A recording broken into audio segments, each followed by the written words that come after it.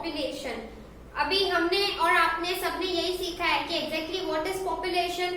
जो भी इंसान या लोग हैं, total number of units, number of लोग जो हैं पूरे कंट्री में, वही है पॉपुलेशन, राइट। सो स्टैट्स में भी सेम वही मीनिंग आती है कि number of units which are under study. पूरे के पूरे यूनिट्स जो स्टडी में आते हैं उसको पॉपुलेशन कहते हैं। अगर थ्योरी बेस्ड वही देखा जाए तो in statistic a group of all the units under the study is called population which is denoted by capital N.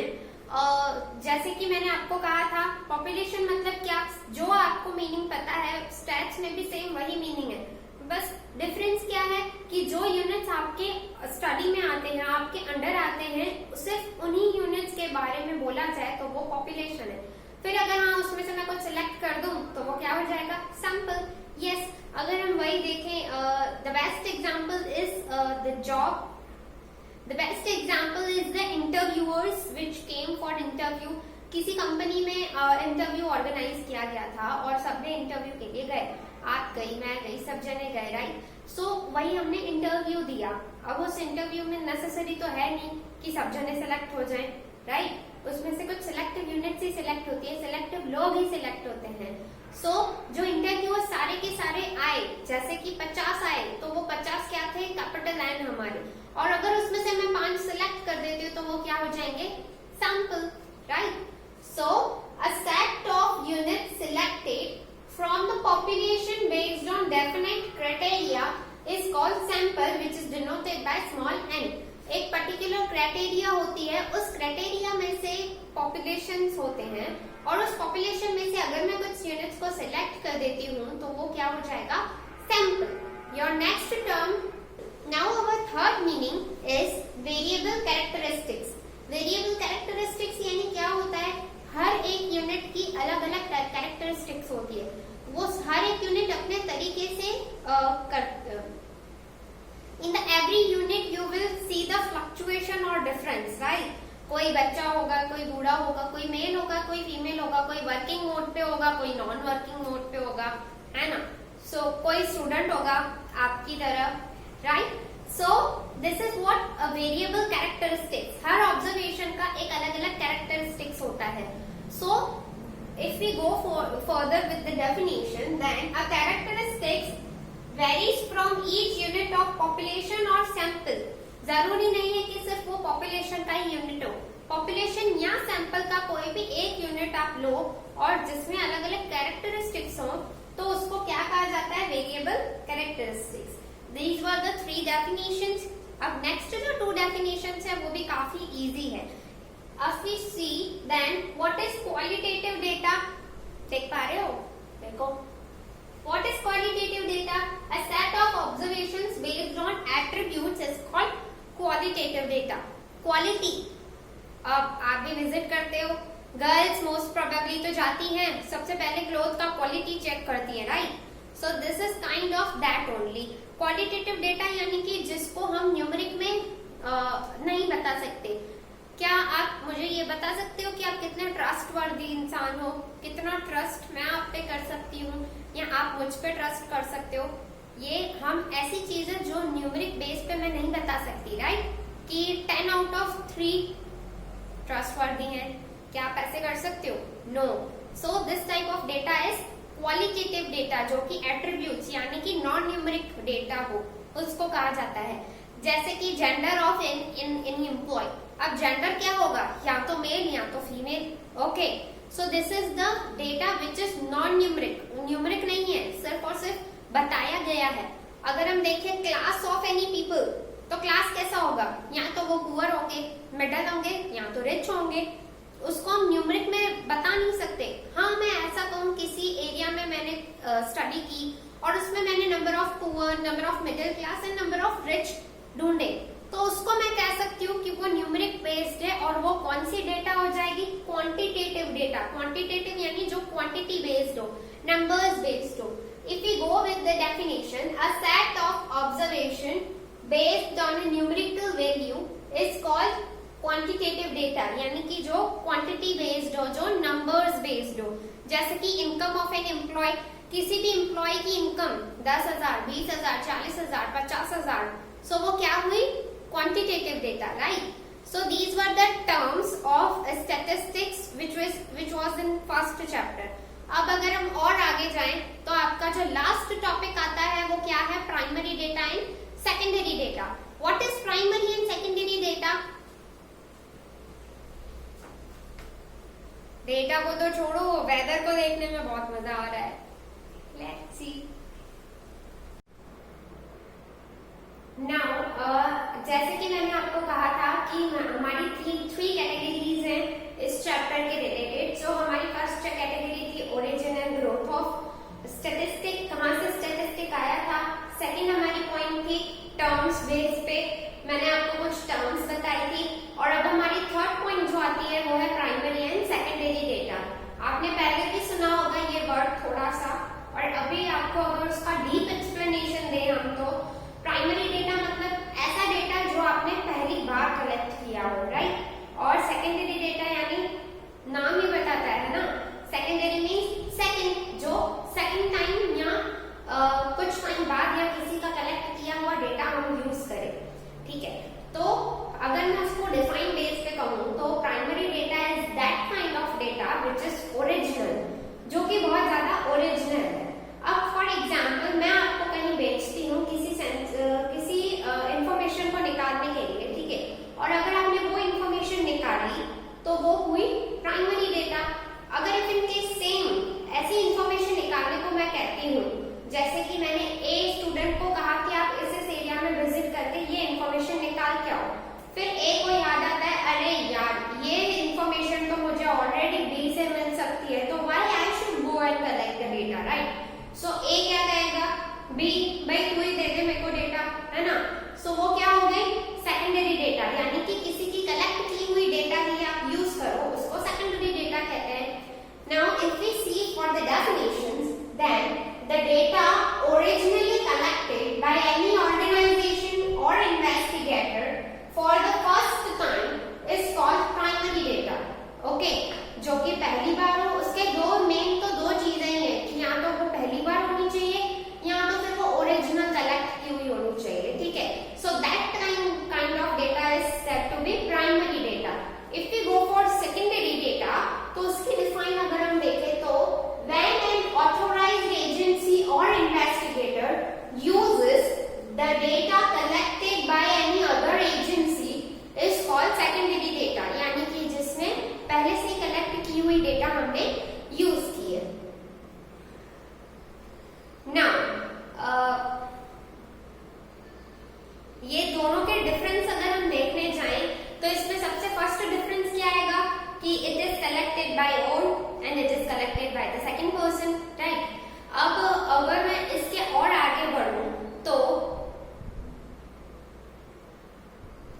हाँ, आपको ये क्वेश्चन अराइज होता होगा कि मैम सेकेंडरी डेटा भी कभी ना कभी तो प्राइमरी डेटा रहा ही होगा, राइट? यस, सेकेंडरी डेटा कभी ना कभी प्राइमरी डेटा रहा ही होगा. बिना वो प्राइमरी डेटा के डायरेक्ट सेकेंडरी डेटा नहीं बन सकता. अब आप कहोगे तो फिर हम सेकेंडरी डेटा क्यों यूज करें? मेनी टाइम्स बहुत सारी ऐसी इन्वेस्टिगेशन कंपनीज होती हैं जिनके पास इतना ज्यादा टाइम नहीं होता है कि वो पर्सनली जाएं या तो फिर विजिट करें, या तो फिर उनका सेकंड रीजन ये भी हो सकता है कि उनके पास इतना सोर्स ऑफ इनकम नहीं होता है कि वो पर्टिकुलर किसी को बेचे और कलेक्ट करे information. So what they do, they purchase the data from any other organization. Okay, या तो फिर उनके पास टाइम नहीं होगा, लैक ऑफ टाइम होगा, या तो फिर उनके पास लैक ऑफ इनकम होगा, इसीलिए शायद उन्होंने कहीं और से डेटा कलेक्ट करना ज्यादा प्रेफरेबल समझा होगा. अब there are few methods of primary data. If we go for that, then there are three types of primary data. Which are they? The primary data is of direct inquiry, indirect inquiry, and method of questionnaire. अब direct inquiry मतलब क्या? जो हम directly conduct करते हैं, right? यानी कि समझो मैं किसी एक पर्सन को बेचती हूँ कहीं कुछ कलेक्ट करने के लिए डेटा, तो वो क्या हो गई? Direct inquiry. यहाँ जिसमें हमने फेस टू फेस मिले और हमने बातचीत की और हमने इंफॉर्मेशन कलेक्ट की. जैसे आजकल वो सेल्समैन एंड सेल्स वुमेन्स निकलते हैं, right?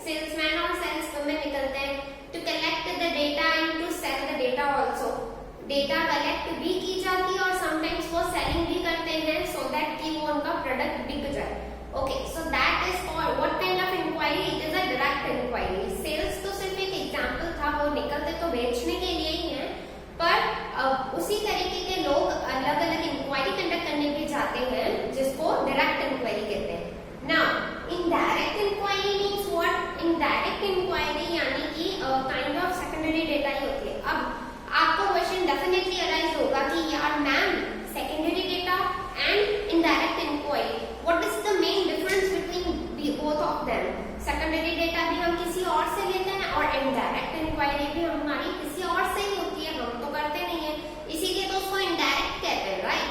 So the main difference between indirect and secondary data is, secondary data पुराना डेटा होता है, काफी टाइम पहले ढूंढा गया होता है और उसको हम 1, 2, 3 या कुछ कपल ऑफ मंथ्स के बाद हम उसको यूज करते हैं, तो वो पुरानी हो जाती है।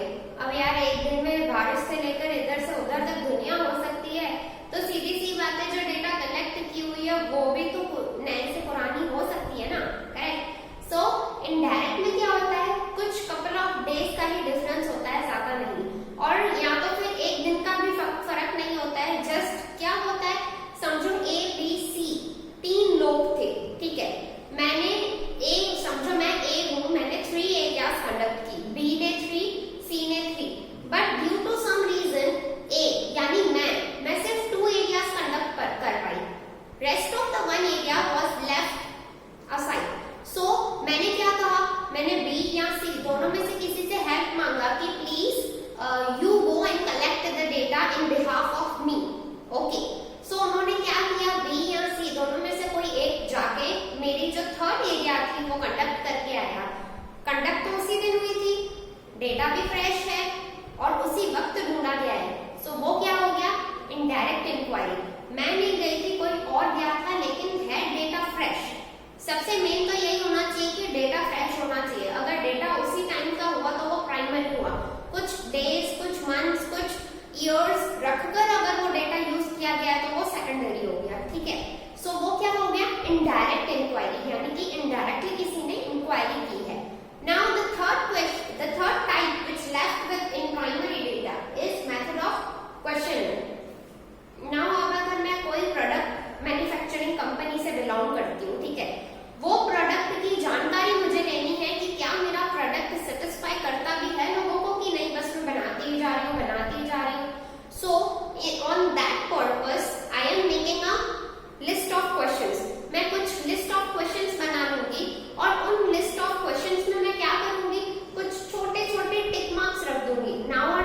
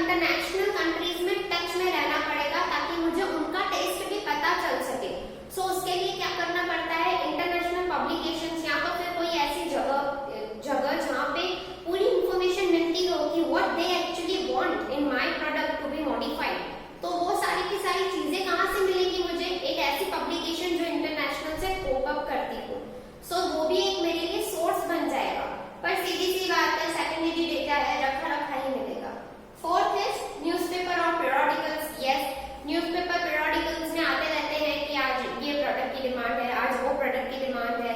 ऑल्सो काफी न्यूज़पेपर्स में ये भी खबरें आती रहती है, यहाँ जॉब चाहिए, वहाँ जॉब चाहिए।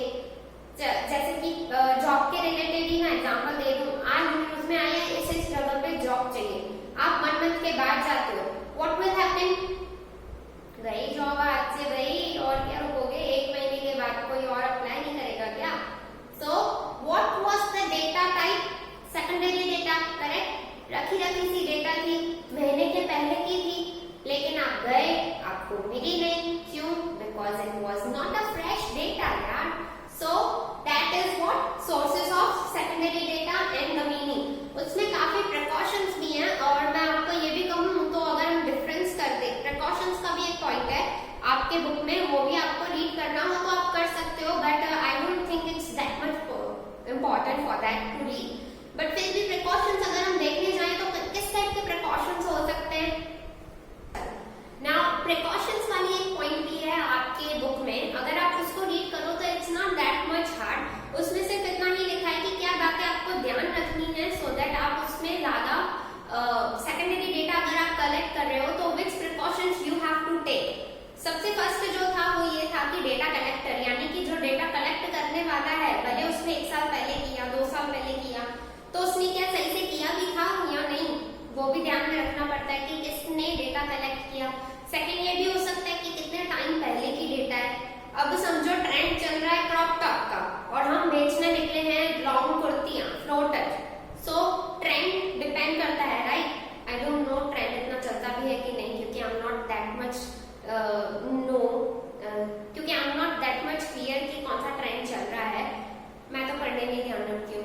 सो व्हाट वी डू, ट्रेंड के अकॉर्डिंग चीजें चलती हैं, सीधी सी बात है, इसीलिए तो हम टीनेजर्स ट्रेंडी ट्रेंडी बोलते रहते हैं कि भाई हम तो ट्रेंड में है। सो व्हाट इट हैपन कि हमने कौन से टाइम पहले की ये डेटा है, अगर काफी टाइम पहले की डेटा होगी तो सीधी सी बात है तब तक वो चीज या वो चीज से रिलेटेड इंफॉर्मेशन गायब हो चुकी होगी। Now if we go further तो उसमें कुछ ऐसी भी पॉइंट्स थी कि what is the main purpose of the data. समझो आपका पर्पस कुछ और है और जो ढूंढने वाला था उसका पर्पस कुछ और है, so do the data is useful to you? No, yes obviously. Suppose मैं किसी डेटा का इंफॉर्मेशन निकाल रही हूँ जो एजुकेशन बेस पे है और सामने वाले ने जो निकाला वो क्लोथिंग के बेस पे, so my data will match? No, I want information based on education and they have information based on clothing, so it's not useful for me to go for it, right. So वो क्या हो गया, with non purpose data. So ये सारी चीजें, 2-3 चीजें जो ध्यान रखनी पड़ती है। अब अगर मैं वही डिफरेंस बता दूं प्राइमरी और सेकेंडरी में, तो सबसे पहला डिफरेंस क्या हो सकता है कि it is fresh and it is not fresh, okay. Second हो सकता है this is reliable, this is not reliable. Why so? हम इस पे यकीन कर सकते हैं क्योंकि ये हमने किया है, हम इस पे यकीन नहीं कर सकते क्योंकि ये किसी और ने किया है, okay. Third, it is time taking, ये भी है, इसमें टाइम दोगे तो रिजल्ट मिलेगा। और इसमें क्या है, it's not time taking, just you have to purchase the information which is collected by any other organization, right. So this is not time taking, okay. इसमें ये भी हो सकता है कि एक्सपीरियंस्ड लोग चाहिए। अब जैसे तैसे एरे गैरे नथु गैरे को मैं भेज दूंगी कि भी जा तू जाके ये डेटा कलेक्ट करके आ, तो क्या उसको पता चलेगा? इन अ सिंपल लैंग्वेज मैं ये भी कहूँ कि जिस चीज का एक्सपीरियंस ही नहीं है किसी लड़के को या किसी बंदे को, उसको मैं भेज दूं तो will it fulfill my purpose of finding the data? No, because in this I want the experienced man. So in this the need of experience is necessary, and in this it is not significant for being experienced, okay.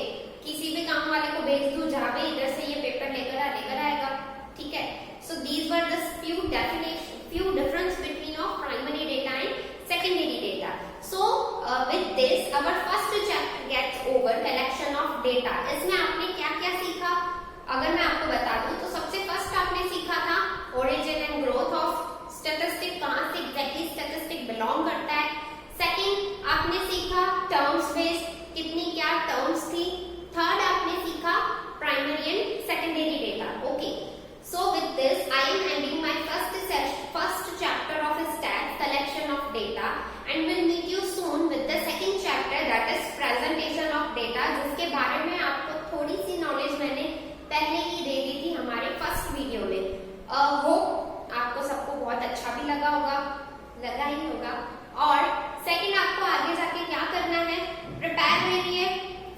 Chapter के लिए भी ready रहिए। And हाँ yes, एक और बात सबसे जरूरी, आप कमेंट सेशन में ये भी कमेंट कर सकते हो कि अगर आपको नोट्स चाहिए हो तो मैं नोट्स के पीडीएफ भी भेज दूंगी, अगर आपको चाहिए तो। उसके लिए सबसे पहले आपको कमेंट करना बहुत नेसेसरी है, उसके बाद ही मैं आपको नोट्स दे सकती हूँ। वेदर दे आर यूजफुल और not, it depends on you. मेरे